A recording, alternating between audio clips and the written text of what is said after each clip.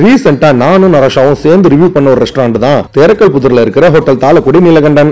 என்னடா திடீர்னு வெஜ் பக்கமா போறானுங்களே நீங்க யோசிக்கலாம். அது ஏன்னா இங்க புதுசா மெனுல ஐட்டம்ஸ் எல்லாம் ஆட் பண்ணிருக்காங்கன்னு கேள்விப்பட்டு ஒரு விசிட்ட போட்டோம். அதுல ஃபர்ஸ்ட் இந்த நொங்கு தோசை, கேஷ்யூஸ் நொங்கு பீசஸ் எல்லாம் போட்டு மைல்டான ஸ்வீட் லெவல்ல டேஸ்ட் அல்டிமேட்.